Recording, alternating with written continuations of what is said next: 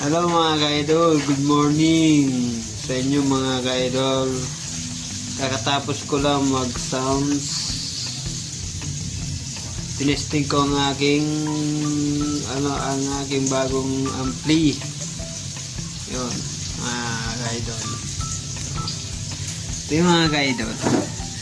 Ang laki talagang kinakaiba sa aking unang amplifier, mga ka-idol. Ito yung mga ka-idol. Dito sa mga ka-idol, dampitan.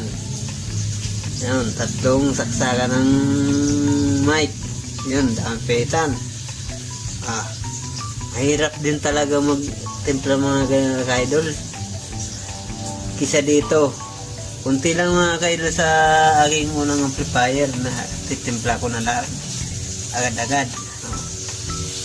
Kunti lang ang pitan dito mga ka-idol. Kisa dito ang dami.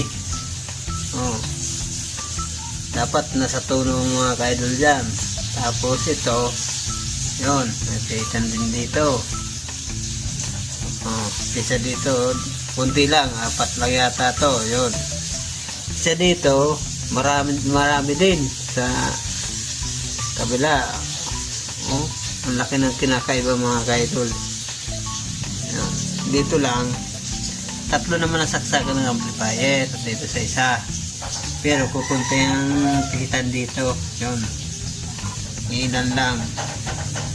Tapos ang kinakalabasan dito mga ka-idol, ito 450 watts to, pero ito din 450 watts. Bakit mas malakas to kisa dito mga ka-idol?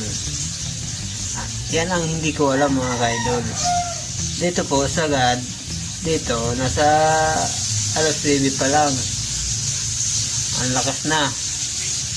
Saka dito daming yung mix na yun, MP3 yan, USB.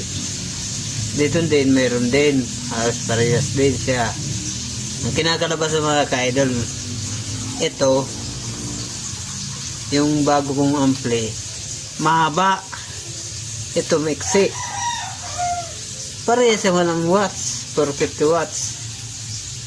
Tsaka yung lakas niya 450 watts po mga ka-idol, pero mas malakas to. Ang inaano mga ka-idol, yung inaalam ko pa lang. Tapos sa likod, ang laki ng pinagkaiba mga ka-idol. Malaki din dito ang kinakaiba mga ka-idol. Papakita sa inyo mga ka-idol. Ito